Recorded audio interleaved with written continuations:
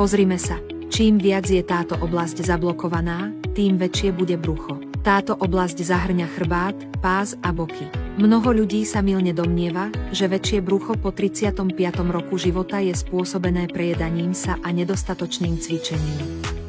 To je nesprávne, základnou príčinou je zablokovaný spínač v dolnej časti chrbta. Keď je táto oblasť zablokovaná, prietok krvi hore a dole, spredu aj zozadu, sa zhorší, čo uľahčuje hromadenie tuku v tejto oblasti. Dnes vás naučím bezpečnú a účinnú metódu, ktorá je ideálna pre ľudí stredného a staršieho veku, ako schudnúť tuk na bruchu. Nevyžaduje si behanie ani diéty. Jednoducho cvičte toto cvičenie doma 5 až 10 minút. Je vhodné najmä pre tých, ktorí majú obzvlášť veľké brucho, ale nie veľmi tuk v končatinách. Pozrite sa, toto je môj otec. Kedysi vážil 84 kg. Mojou metódou úspešne schudol a teraz má 59 kg. Teraz má takmer 65 rokov a mnohí ľudia by si to ani nevšimli. Je veľmi disciplinovaný a toto cvičenie precvičuje doma 5 až 10 minút každý deň. Toto je metóda na vyčistenie stredu chrbta. Je to najjednoduchšia a najpraktickejšia metóda, ktorú som v priebehu rokov učil. Nielenže uvoľňuje kríže a chrbát, ale je to aj najrýchlejší a najúčinnejší spôsob, ako znížiť brušný tuk.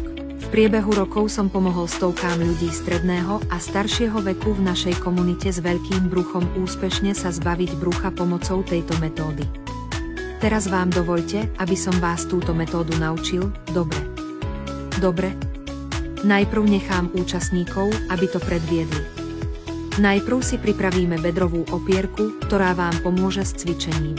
Ak ju doma nemáte, môžete si ju kúpiť online alebo vo veľkom supermarkete. Sú veľmi cenovo dostupné. Keď ju dostanete, položte ju na plocho na posteľ. Pozrite sa pozorne. Celá vaša spodná časť chrbta sa úplne zdvihne a okamžite uvoľní všetko napätie a stres, ktoré sa nahromadili počas dňa. Okrem toho má 3 hlavné výhody. Prvou je, že okamžite natiahne napäté svaly erector spinae v dolnej časti chrbta. Tieto svaly sú najviac náchylné na napätie. Ich natiahnutie obnovuje elasticitu, zvyšuje svalovú hmotu a zvyšuje pohodlie v dolnej časti chrbta. Druhou hlavnou výhodou je ergonomický dizajn so zakrivením, ktoré dokonale priľne k dolnej časti chrbta a obnovuje bedrovú chrbticu do jej pôvodnej fyziologickej polohy.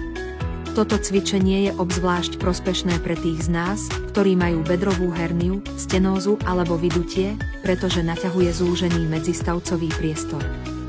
Po otvorení tohto priestoru sa tlak na dolnú časť chrbta okamžite uvoľní a vnútorný tlak prirodzene zmizne. Niektorí ľudia pociťujú postupné zmiernenie necitlivosti v zadku a nohách. Treťou výhodou je, že uvoľňuje tlak na subsakrálny klb aj sedaciu oblasť. Preto toto cvičenie nielenže poskytuje pohodlie dolnej časti chrbta, ale aj uvoľňuje zadok a nohy. Cvičenie tohto cvičenia doma po dobu 5-10 minút denne je najlepší spôsob, ako odblokovať a starať sa o dolnú časť chrbta. V tomto cvičení pokračujte nejaký čas, cítite pohodlie v dolnej časti chrbta a zadku a potom pozorujte zmeny na bruchu.